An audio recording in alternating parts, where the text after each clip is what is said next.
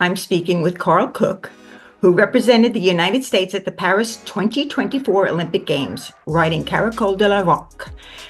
The team of Karl, McLean Ward, and Laura Kraut finished with the silver medal. And this was Karl's first Olympic Games, and what a ride he did. You did a wonderful, wonderful job, but I want to go back a little bit. I want to talk about how you first got involved with horses and how that got you to here, where you are today. Yeah. So I got into horses because my mom was into horses. And ever since I can remember, we've had horses in our backyard. It's just horses. And my mom rode in the 80s and the 90s and did, medals. She did hunters, jumpers, to like 3-6 level.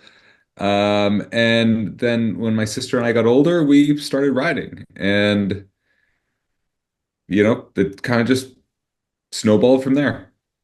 And did you always have the thought of maybe competing in Olympic Games? I mean, when you're young and you look upwards, as you always do, like what's the highest level of whatever sport you're at? For show jumping, it was always the Olympics. And so, of course, I always thought, kind of elementary, it was like it'd be great to do the Olympics. But, when you're young, you don't see that pathway. That pathway isn't clear. It only happens over time. But of course, I always wanted to go to the games. All right, so now I want you to talk about the games. What was the experience like? What was it, the very first time you entered the arena and said, "Oh my God, I'm here"? Honestly, it was really one of my clearest memories was actually before I was the alternate. So the first day was the warm-up class. And so at that time I was still the alternate. And being the alternate, that was most likely the only time I'd be in the ring. And so I was jumping around a 140 course in that arena, just having a blast. It would be like, think of like being in a giant grass field and getting to just run. Like it's just so cool. And I enjoyed it so much because at that point I had no pressure. I was the alternate. I'm warming up my horse for not showing. It was, what we thought at that time. And so it was just so cool being in that arena, seeing Versailles. It was just, yeah, that was really cool.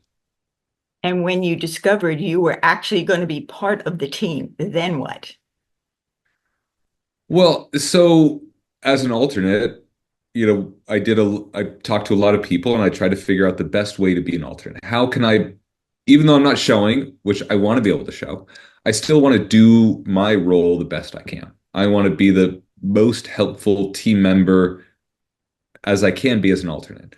And one of the biggest things was you have to be ready at with no notice. You have to be ready. So we planned and organized and did everything as if we were showing. We did nothing different. So even when I got the call that morning, I was still warming up Caracole as if I was showing in the class, even though at that time I wasn't. And I brought my whites, even though I wasn't showing. I did everything as if I was showing, so that if the call came, it was as easy as possible to step into that role.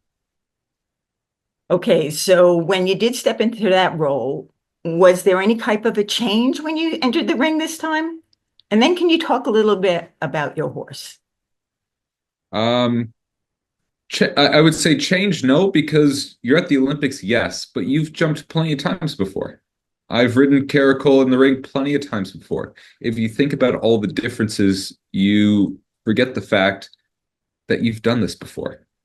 You've been in the ring before. You've jumped these courses. So I thought of it as it's just another week. And sure, that's like a mental trick or whatever, but you have to bring out the best that you can do, and that's how we did it. And Caracole,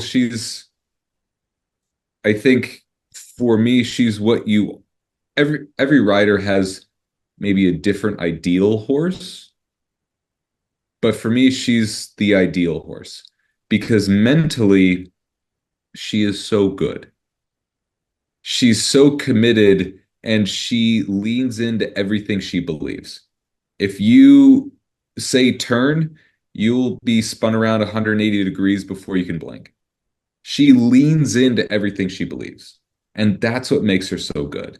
It's not me. I'm on top of her, but it's her commitment to what she believes. And she's just so mentally strong and committed that yeah, she's amazing. But it's definitely also a communication between you and her. And obviously you've got that, connection really well. Yeah. When you actually ride her, is she sensitive? Is she an electric horse? Or how does it feel to be on her? So the way I try to explain it is it's a bit like you light a rocket and you can't turn the rocket off. All you can do is point. Um, she's extremely quick, she's extremely reactive, and that is a challenge. But if you can do it, it's a gift because you can't really think when you're riding her because she's too quick.